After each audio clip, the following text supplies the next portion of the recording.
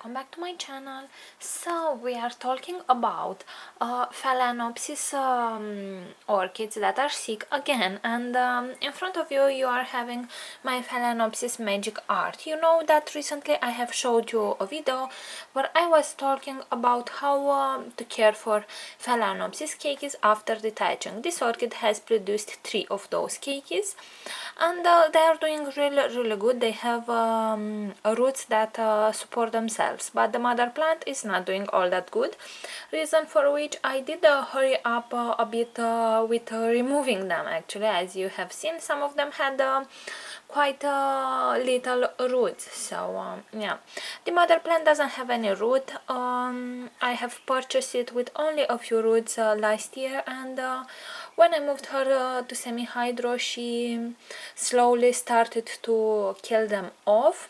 I'm not sure how healthy she is, but or let's say how vigorous she is. I mean, I am not sure if she has fusarium or anything, but I can see that the bottom leaves don't fall off, so that I guess would mean that at least for now she is safe from that perspective. Now, there are many ways you can save a phalaenopsis. One would be that you put her in a pot with moss and you keep it constantly moist. That would be the way in which you will wait for roots to come out from the bottom. But my particular orchid didn't grow any new root for, well, it's almost a year now. So I was worried for her, so I thought I would apply this method. What I have done since the last week, I have put her in this container with water. Here I have put different mixtures of fertilizers. I am mostly interested in giving her calcium to promote root growth, but I have also give her magnesium, normal fertilizer. I use MSU. I also gave her some fish mix, so it all depended. But what it did remain constant throughout all this week, it is how she sits in water. You can see that her leaves are sitting in water. That is how she has been staying for the last week, as I said. And she did hydrate a bit more. Her leaves are not all that dehydrated anymore.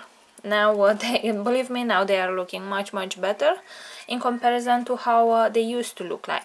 Here you can see I put a tie. This is to make sure that the orchid doesn't slide inside the water, so I put this as so, and the orchid stays with the tip of the leaves in water, and she did absorb a bit more in a few days. So in 7 days, 2 times I let her to completely stay in water, but I try not to do this too often because of course orchids or actually phalaenopsis are really sensitive to stem rot, so I'm trying to prevent that. But from time to time I do let her to stay like this with all the leaves in water, but mostly overnight, because phalaenopsis pores do open up in the nighttime. Yeah, so that is how I put her. And also you can see that as I am leaving her most of the time, the water can come off easily from between the leaves, and she won't rot. Now you may ask yourself if the orchid won't rot or the leaves won't start to rot because you keep them in water, and the answer is normally not. And that is because orchids are strange in this way, let's say. I have seen many people on forums saving phalaenopsis this way, and I thought I would show to you the method as well, because not all of you are subscribed to all the channels in the world, and not all of you are a member of all the forums. So yeah, some methods might be new for some of you.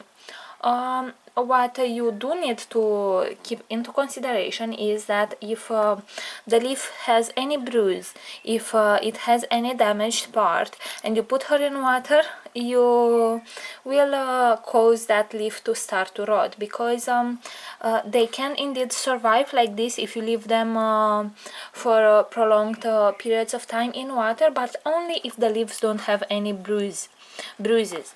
For example, in here my leaf is a bit splitted in two, and I do keep a very close eye to this leaf, because indeed the wound is healed off, because the split has happened in the past, but you never know. So if you are doing that with a damaged leaf, you will need to take all these things into consideration.